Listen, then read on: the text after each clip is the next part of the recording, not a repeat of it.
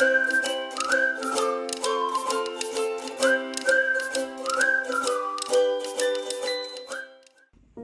guys, welcome back to my channel. Today I'm going to be sharing something very personal. Well, I guess it's not personal anymore because I'm about to share it with the world. I'm going to be talking about my C-section story. The reason why I think I want to talk about my C-section story is because when I was in my third trimester, I was looking up like vlogs like for women giving birth and stuff, and like one thing I didn't really come across a lot was like a C-section story. So I think it needs to be talked about a little more. So today we're gonna cover my C-section story. So I was late, and I think a lot of moms are usually late for their first baby.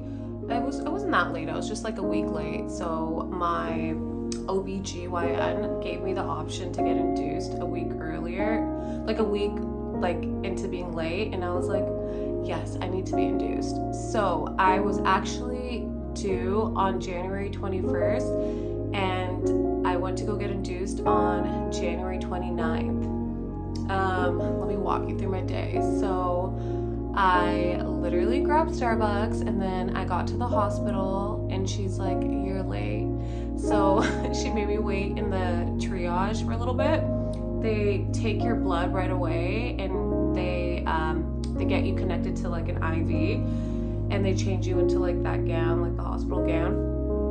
And I was just hanging out there, and then she actually checked to see if I was dilated.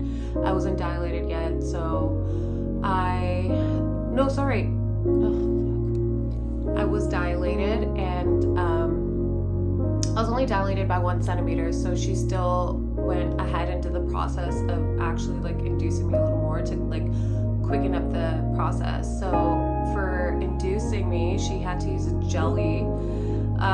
It wasn't too uncomfortable. It was a little uncomfortable. I remember like when she first did it, I was like, is this it? Like, is this how painful it's gonna be? And then she started laughing. She's like, you see nothing yet, girl. So yeah, I was just hanging out in there, and they finally, like maybe 2 hours later, they transferred us into our room. We paid for a private room. It's not too expensive here in Canada. I believe it was like around $300. I know like in the States it's like $14,000 to have a baby, I believe. I don't know, like I've watched videos and that's what they say, so I'm just like assuming. So it's great here. I can't complain. So yeah, I went into my room, and I remember like getting in there and like unpacking my things. I had like my own lamp. I like wanted to like create like a really cute, comfortable vibe, and I just like wanted it to be like a great experience. So yeah, it was very cozy in there. I loved it. And then I slowly started to feel like contractions, but they weren't intense yet. And then I think like our first nurse, she came in there, and she was like, she had a conversation with Allie, and she's like, what time do you think the baby's gonna be born? And Allie was like, I think 5 a.m. And it's so crazy because like I'll continue the story, but like that was his guess. So yeah, I was just hanging out in the room, and then like my nurse was like, okay, now you need to start like squatting, like you need to walk, like it's gonna help you like help quicken up the pace. So I was just doing all of that, and then the pain, like I couldn't handle it. Like it was just so like painful for me. Like I guess like with me, like I'm someone who can't handle pain. But like for some people, like one of my close friends who just had a baby, she's like, it wasn't that intense until she like was 4 centimeters dilated. I think at that point, like I was only like maybe 2 centimeters dilated. And she's like, do you want to go and like, do you want to take your epidural now? And I'm like, yes, can I please have my epidural? So I was getting ready for my epidural. I was very nervous because like you hear horror stories about like if they inject you in the wrong place, like you could be paralyzed for life. Like obviously that's the one thing that's like in my head. Anyway, so she comes in and she's ready to like inject me, So the thing is that they tell you exactly where they're about to inject you, and they're gonna like warn you what you're about to feel. So whatever, she's injecting me, I'm okay. I'm like, okay, this isn't as bad as I thought it'd be. And then she injected me one time, and like, I guess she told me that I'm about to feel like a shock in my leg. And I guess I was just so nervous, and I didn't even want to like listen to her at that point. And I was like, oh my gosh. And then she's like, don't move. And I'm like, oh no. But yeah, like I felt like my leg, like there was a shock. But like besides that, everything was good. After that, I was good. Like I didn't feel anything. I was hanging out. I was still allowed to snack a little bit. So I was just snacking on some things. But then like after that, I was cut off. So I had to like strictly stick to liquids. But yeah, after that, I was just watching I was watching a Hilary Duff movie. I was hanging out, and then I was like, okay, it's time to take a nap. So I think around 1 o'clock in the morning, I woke up. I started to feel pretty sick from the epidural. Like I felt nauseous, and I did feel faint. Like I used to faint, so I know what it feels like to faint. So I was like, oh my gosh, I'm gonna faint. So they had to like cool me down, and yeah, after that I was okay. I just was really nauseous, and I was like, okay, you know what, like let me just sleep this off. So like I slept it off for a little bit, but then like I couldn't handle it anymore. So I woke up again, and I was like, no, like I need to throw up. So I threw up, and then after that, like I stayed awake for like a little bit because I was like, how's it going? And then I just remember looking at the nurse, and she looked pretty concerned, and I was like, is everything okay? And I think she didn't want to scare me.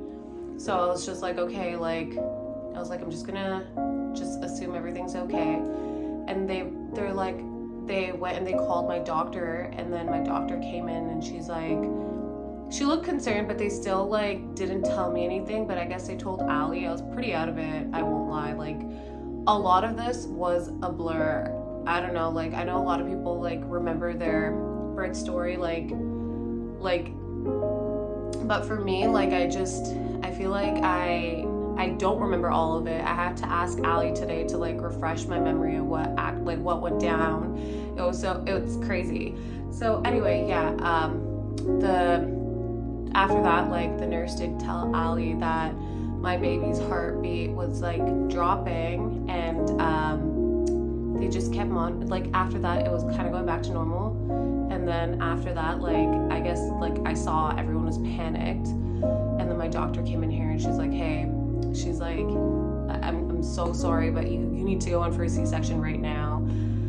And like I don't know, my mom had a C-section for all three of us, like me, my sister, my brother. So I guess like in the back of my mind, like I still was kind of mentally prepared for a C-section, but I still wasn't, because like my entire pregnancy was so normal that like the doctor was like, no, like don't worry, you're probably not gonna have it, but like never say never, right? So yeah, I just remember like okay, like we need this baby out like safe. So like in the span of 5 minutes, I was transferred into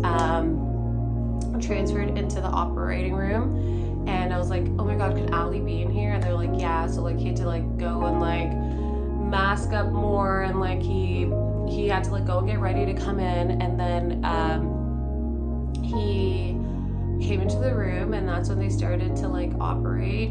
And I remember the doctor was like, do you feel this? And I'm like, yeah, whoa, what's that? And then she's like, I just like I pinched you so hard. And I was like, okay, no, I didn't feel that. And then I guess that's when they started to like cut me open, and they're like, okay, don't take a picture until like you hear a cry. And then that like kind of made me anxious, because I'm like, what do you mean? Like, and then 2 seconds later she cried. Luna was out, she was in the world. She was born at 5 a.m. So Allie was actually right about 5 a.m. Crazy how that happened. But like I just remember like I saw her, and I was like, whoa, like is this real life? Like I'm sure other moms like definitely experience this too. Like it just feels so like unreal. But like that moment, like you lay your eyes on your little one for the first time, it's so beautiful. I remember like Allie was like, oh my god, look at her feet. Like she was so perfect. And like I'm not lying, like she was born pretty. Like because like I was kind of like, okay, like some babies are like really scary and purple, but like I swear she came out like just so pretty. I was like, Luna, you're a pretty one. Anyway, I guess like everyone says that about their own kid, but like Luna. I love her so much. But yeah, so after that, like, they take you out of the operating room and then you go back into your private room, and after that you just, like, I remember sleeping and just not knowing what was going on, and like I guess like once like all the medication like wore off, I just was super out of it, and I just like remember not experiencing everything the way I thought I'd experience it. Like, I couldn't walk, and I'm sure like other C-section moms can feel me here. Like, I remember like when I had to walk for the first time to the bathroom, like I felt like I couldn't. Like, I don't know if I'm a big baby, but like I cried. It took me like a good like 40 minutes to walk to like a bathroom that's like literally like in the same room. So it was just like, it was very hard, but like after, like, Ali helped me so much. Like, without him, like, he was taking care of both like baby and me. So like it was a very like intense day. And I don't think I mentioned the fact that like this was when we were having like our sixth wave. I don't know if it was our sixth wave, but like whatever waves. So we weren't allowed to leave the room at all, like not even to go and grab like Tim Hortons or anything. So like Ali and I were really just stuck in that room for like 2 days. Anyway, we eventually like ended up leaving like the next day, and like I remember the nurse was like, you can't leave unless like you walk out of the hospital. And I know, like, I was like, what, seriously? Like, they just sound like your enemy at that point. And I'm like okay. So like I really wanted to leave, so I literally cried my way out of the hospital and I walked out, and it was like the hardest thing I've ever done in my entire life. But after that, honestly, like when I got home and I saw my family, I just felt way more comfortable. And it was very like, it was very hard.